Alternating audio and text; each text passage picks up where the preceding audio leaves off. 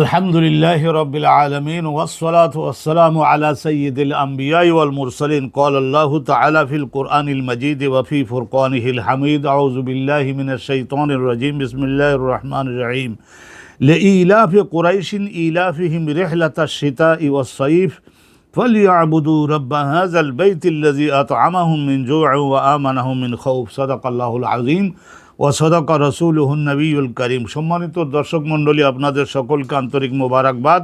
আপনাদের মনোযোগ আকর্ষণ করছি, এটা কোরআনুল করিমের বিখ্যাত সূরা কুরাইশ মক্কায় নাজিল হয়েছিল রাসূলুল্লাহর উপরে আল্লাহর পক্ষ থেকে।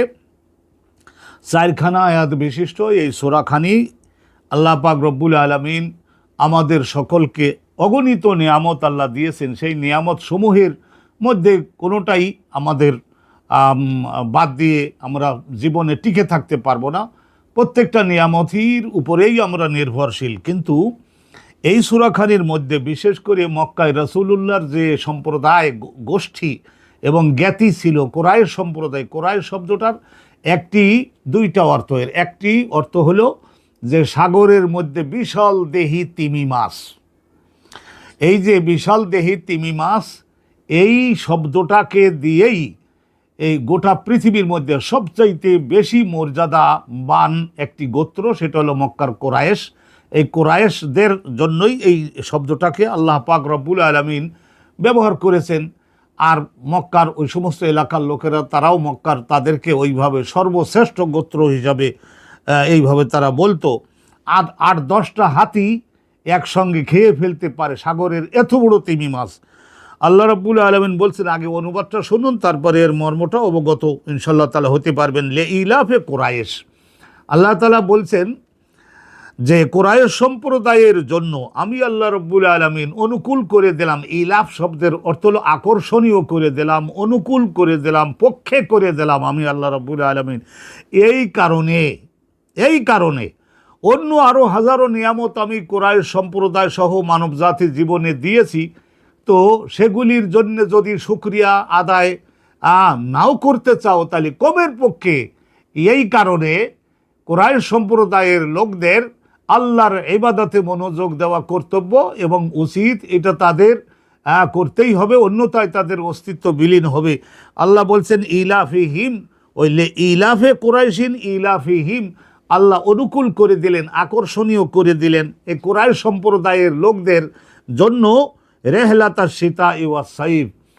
এটা শীত মৌসুমে আল্লাহ রব্বুল আলামিন, এই শীতা মানে শীত মৌসুমে আল্লাহ রব্বুল আলামিন বাতাসকে অনুকূল করে দিলেন। মক্কার লোকেরা তারা সহজেই মালপত্র নিয়ে ব্যবসা করতে যেতে পারত ইয়ামান দেশের ওই বাণিজ্য কেন্দ্রে।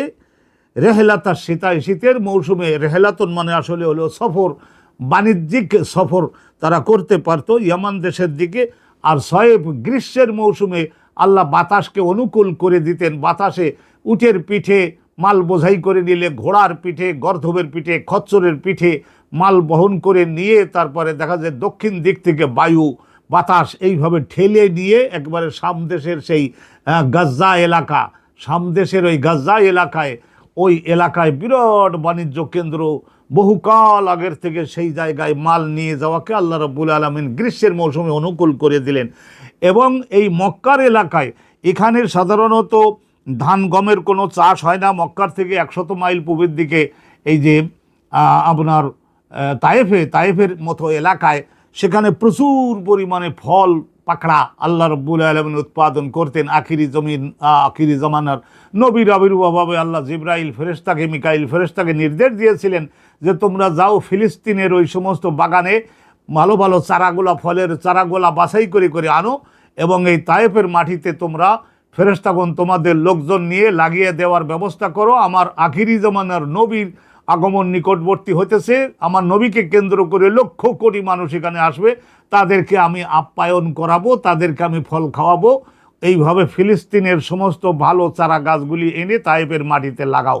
তো এখানে দেখা যায় ডালিম, আপেল, কমলা, অনুরূপ অন্যান্য বিভিন্ন ধরনের ফল এখানে উৎপন্ন হতো। এই একটা তো হতোই, এখান থেকে কিছু ফল ব্যবসা করবার জন্য সামদেশে নিয়ে যাওয়া যায়, অনুরূপভাবে ইয়ামান দেশে নিয়ে যাওয়া যায়। কিন্তু পাহাড়ের যে মধু হয়, মধু লক্ষ লক্ষ মন, লক্ষ লক্ষ টন মধু হতো। এই ওয়াহাইনা ইলান নাহালি আনিত্তাখিজি মিনাল জিবালে বুয়ুতান ওয়া মিনাল শাজারে ওয়া মিম্মা ইয়ারিশুন। এই যে মধু, আর অনুরূপভাবে লক্ষ লক্ষ ভেড়া বকরি দুম্বা, এই ভেড়া বকরি দুম্বা এগুলির সমস্ত দুধের থেকে তৈরি হয় ঘি, আর তৈরি হয় মাখন, আর অন্যান্য প্রকারের আর সমস্ত গর্ধব, খচ্চর, অশ্ব, উট, ভেড়া, বকরি এই সমস্তের থেকে চামড়ার শিল্পের দ্বারা বিভিন্ন ধরনের জুতো, ছাতি থেকে আরম্ভ করে তাঁবু থেকে শুরু করে বিভিন্ন ধরনের থলে, অন্যান্য জিনিসপত্র, কাঠের দ্বারা তৈরি জিনিসপত্র, এইগুলি সমস্ত তৈরি, হস্তশিল্পের জিনিস, আর সাগরের থেকে ধরে আনা শুকনো মাছ, আর এই সমস্ত গোশত, ড্রাই ফিশ, ড্রাই মিট, এইগুলি সমস্ত, এটা হলো লোকাল প্রোডাকশন। আর অনুরূপভাবে সামদেশে সেখানে গেলে চীন থেকে এবং ইন্ডিয়া থেকে দা, খন্তা, কোদাল, অস্ত্রপাতি থেকে শুরু করে আর বিভিন্ন ধরনের বস্ত্র শিল্প, এগুলি সমস্ত সামদেশের মার্কেটে, গাজ্জার মার্কেটে পাওয়া যেত। ওখান থেকে মক্কার বণিক সম্প্রদায় এর লোকেরা ওখান থেকে মাল ক্রয় করে মক্কা, মদিনা থেকে শুরু করে বিভিন্ন এলাকায় নিয়ে যেতেন, এমনকি ইয়ামান দেশে নিয়ে যেতেন। আর এদিকদার এই যে জাপান বলুন, জাভা বলুন, ব্রুনাই বলুন, দারুসালাম বলুন, অনুরূপভাবে সিঙ্গাপুর বলুন, আর এই সমস্ত অঞ্চলের থেকে যে সমস্ত জিরা, আমরা খাদ্যকে স্বাদ বানাবার জন্য যে সমস্ত মশলাদি, এই সমস্ত শুকনো মরিচ, জিরা, অনুরূপভাবে গরম মশলা, অনুরূপভাবে বিভিন্ন ধরনের যে সমস্ত মশলাদি, সেই সমস্ত মশলাদি, সরিষার তেল, এগুলি সমস্ত উৎপন্ন হতো এবং এই ইয়ামান দেশের মার্কেটে উঠতো। সেখান থেকে তারা ক্রয় করে এনে আবার এই এলাকার লোকজনের নিকটে তারা বিক্রি করতে পারতেন। তো এই যে রেহলাতা শীতায়, শীতের মৌসুমে ইয়ামানের বাণিজ্য, আর গ্রীষ্মের মৌসুমে সামদেশের বাণিজ্য, এই বাতাসকে অনুকূল করে দিয়ে আল্লাহ তাদেরকে ব্যবসাকে সহজ করে দিলেন এবং আল্লাহ তাদেরকে প্রচুর পরিমাণে রিজিক আল্লাহ রাব্বুল আলামিন দান করলেন।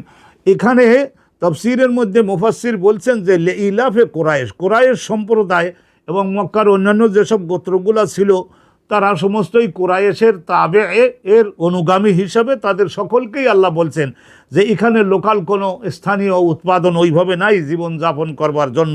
আল্লাহ আকর্ষণীয় করে দিলেন, অনুকূল করে দিলেন, তাদের জন্য সহজ করে দিলেন এই শীতের মৌসুমে ইয়ামান দেশের বাণিজ্য, আর গ্রীষ্মের মৌসুমে সামদেশের গাজ্জার বাণিজ্য। এইটা ব্যবসার মাধ্যমে তারা রুজির উপার্জন করতে সক্ষম হচ্ছে।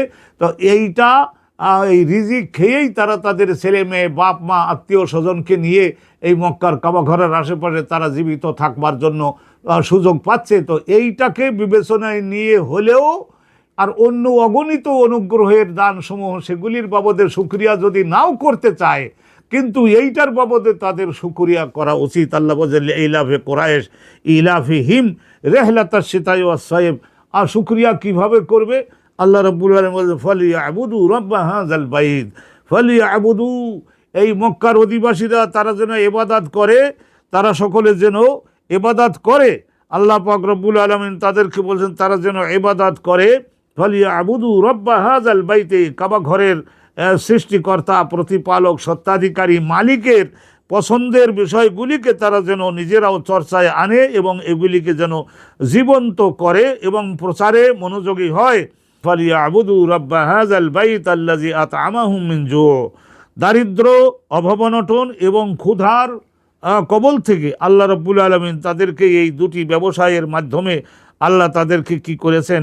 আল্লাহ রাব্বুল আলামিন তাদেরকে খাদ্য খাওয়াইয়েছেন, আল্লাহ তাদেরকে খানা খাওয়াইয়েছেন, খাওয়ার ব্যবস্থা করে দিয়েছেন।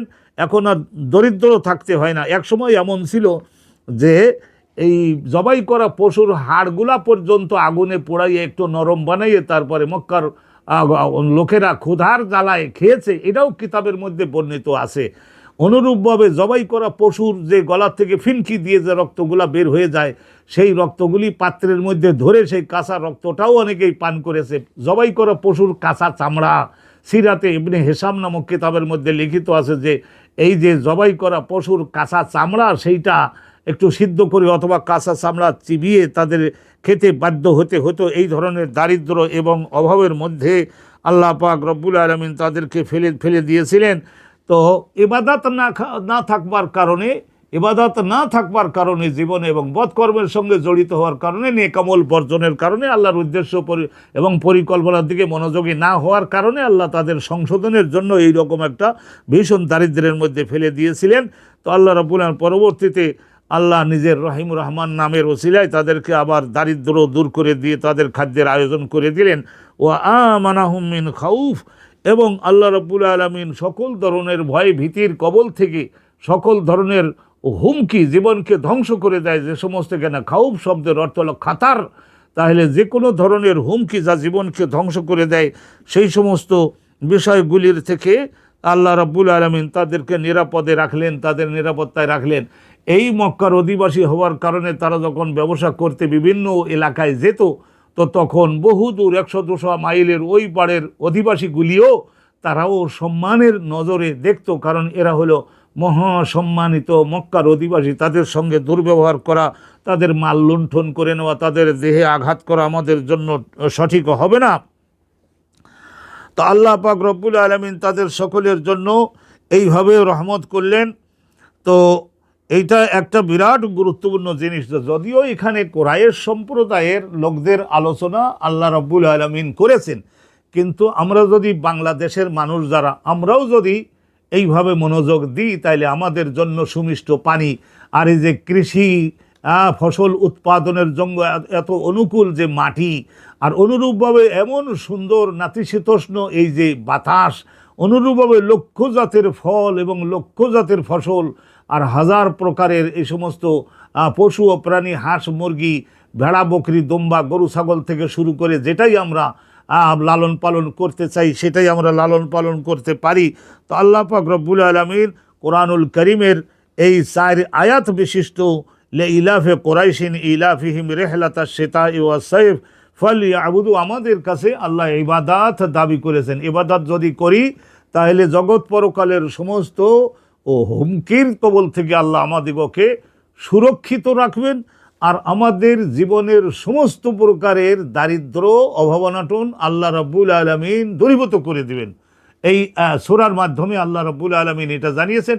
এই শাসনটা, এই আইনটা মক্কার লোকদের জন্যেও যেমন, কুরাইশদের জন্যেও যেমন, অনুরূপভাবে লে জামিআল কাবাইল ফিল আলাম, জগতের যেখানে যারা বসবাস তাদের সকলের জন্য এইভাবে।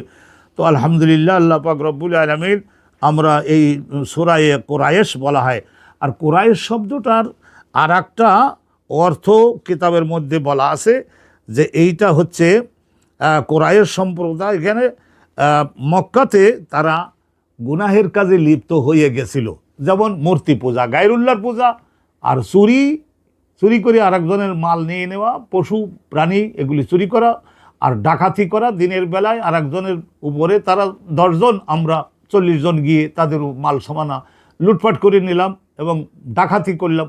তাহলে চুরি এবং ডাকাতি, আর হাইজাক যেটা ইংরেজিতে বলে এটা ছিনতাই, আর এই সমস্ত মদ পান, আর বিনা ছোটোখাটো কারণে মানব হত্যা, এই সমস্ত বিষয়গুলির সঙ্গে জড়িত হওয়ার কারণে মুনিউ ইন্না আহলা মাক্কাতা কাদ মুনিউ মিনাল মাতার, তাদের উপর থেকে আল্লাহ বৃষ্টি বন্ধ করে দিলেন, ঘাস লতা পাতা উৎপন্ন হওয়া বন্ধ হয়ে গেল, পশুর বংশ আর হয় না, এবং আল্লাহ তাদের মহৎ দারিদ্র ও দুর্ভিক্ষের মধ্যে ফেলে দিলেন কি জন্য দিলেন? আল্লাহ তো রহিম রহমান তো রয়েছেনই, কিন্তু এর পাশাপাশি আল্লাহ তো আবার কাহার এবং জব্বার, এটাও তো আল্লাহ রব্বুল আলামিন, শাদীদুল ইন্তেকাম, এটাও তো আল্লাহ রয়েছেন, মালিক ইয়াউমিদ্দিন, এইটাও তো আল্লাহ আছেন। তো শুধু রহিম রহমান দ্বারা তো আর জগৎ শাসন করা যায় না। তো অতএব আল্লাহ পাক রব্বুল আলামিন এইভাবে তাদেরকে করলেন। তারপরে তাদেরকে বললেন যে হে মানব, আমি তোমাদের সকলকে এই যে নিরাপত্তা দিব, আর সমস্ত অভাব দূরীভূত করে দিয়ে সকল ধরনের রিজিক দিব, সেজন্য কন্ডিশন একটা আছে। তাহলে সেটা হলো ইবাদাতু রব্বা হাযাল বাইত, ইবাদাতু রব্বে আল কাবা, কাবা ঘরের অধিপতি আল্লাহর পক্ষ থেকে যুগে যুগে মানব জাতির জন্য যে সমস্ত শাসন বিধান অবতীর্ণ হয়েছে সেইগুলি বাস্তবায়নের কর্মসূচিতে যদি থাকো, তাহলে তোমাদের ব্যবসা বাণিজ্য থেকে শুরু করে, কৃষি থেকে শুরু করে, ব্যবসা বাণিজ্য থেকে শুরু করে, শিল্প থেকে শুরু করে সকল সাইডে তোমাদের আমি সাফল্য আল্লাহ রাব্বুল আলামিন দান করব। এইটা ভুলে গেলে চলবে না। সব আলেম ও ওলামা জনগণকে আমাদের এইটা বুঝিয়ে জনগণকে ইবাদতমুখী করে ফেলতে হবে। জগতের সব সমস্যার সমাধান আল্লাহ তাআলা দান করবেন। এই ইলাফে সূরার মাধ্যমে তো আমাদেরকে জানালেন। তো চলুন, আলহামদুলিল্লাহ, আগে তো আমরা ছিলামই ভালো, আল্লাহর রাস্তার মধ্যে ছিলাম, কিন্তু এই পবিত্রতার পথে এটা এন্ডলেস জার্নি, এটা এমন একটা জার্নি আমাদের যেটার কোনো শেষ নাই, সামনে দিয়ে ভালোর অগ্রযাত্রার কোনো শেষ নাই। তো চলি, আমরা ইবাদত বৃদ্ধি করি, নামাজ থেকে শুরু করে, ইমান থেকে শুরু করে, খেদমত থেকে শুরু করে অনুরূপভাবে কাজকর্ম অবলম্বন করি। আল্লাহ আমাদের বাংলাদেশ সহ গোটা পৃথিবীর সমস্ত মুসলমানদের উপরে খাস রহমত মঞ্জুর করুন। আজকের এ পর্যন্তই। ও আখিরু দাওয়ানা আনিল হামদুলিল্লাহি রাব্বিল আলামিন। আসসালামু আলাইকুম ওয়া রাহমাতুল্লাহি ওয়া বারাকাতুহু।